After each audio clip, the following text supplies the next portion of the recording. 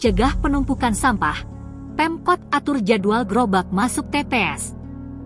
Pemerintah Kota, Pemkot, Surabaya melalui Dinas Lingkungan Hidup, DLH, menyiapkan petugas checklist untuk monitoring volume sampah dan gerobak di tempat pembuangan sementara, TPS.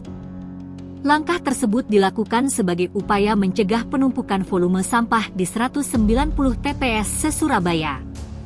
Kepala Dinas Lingkungan Hidup, DLH, Kota Surabaya, Agus Hebi Juniantoro mengatakan, akan mengatur jadwal gerobak sampah ke TPS. Ini diharapkan supaya petugas gerobak sampah tidak berbarengan datang ke TPS sehingga menimbulkan penumpukan.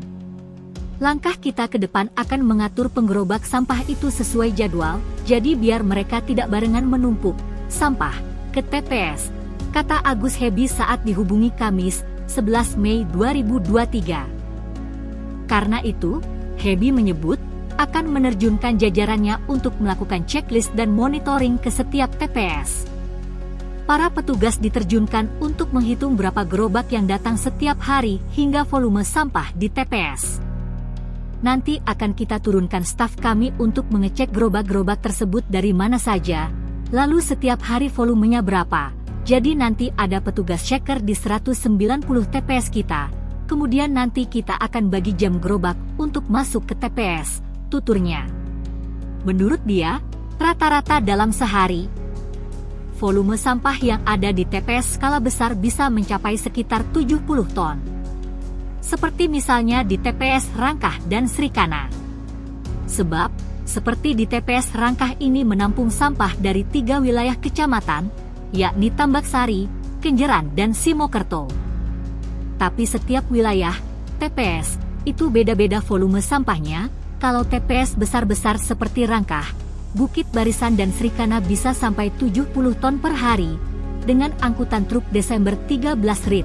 Kalau yang TPS biasa, normalnya armada pengangkut bisa 2-5 rit dalam satu hari, katanya. Dengan jumlah 190 TPS dan 107 armada truk pengangkut sampah yang dimiliki DLH Surabaya, tentu dibutuhkan manajemen skedule yang memadai. Karena itu, Hebi memastikan, ke depan akan mengatur skedule gerobak sampah agar tidak terjadi lagi penumpukan di TPS. Jadi kita ke depannya atur skedule seperti itu, mungkin seminggu sekali ada petugas checklist, karena volume sampah ini bisa berubah-ubah, ujar mantan Kepala Bagian Administrasi Perekonomian dan Usaha Daerah Kota Surabaya ini. Di sisi lain, Hebi juga mengimbau kepada pengurus RT, RW agar tidak memarkir gerobak sampah di TPS. Apabila sampah sudah dibuang ke TPS, gerobak itu bisa diparkir kembali ke wilayah masing-masing seperti di Balai RW.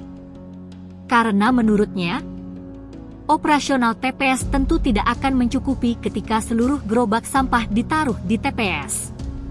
Jadi itu yang kita mohon kepada RT, RW agar kita bisa membersihkan TPS setiap hari, kemudian juga pemulung atau pengepul supaya tidak menaruh barangnya di TPS. Silahkan memulung di TPS tapi hasilnya segera dibawa pulang, sehingga TPS tetap bersih, pungkasnya.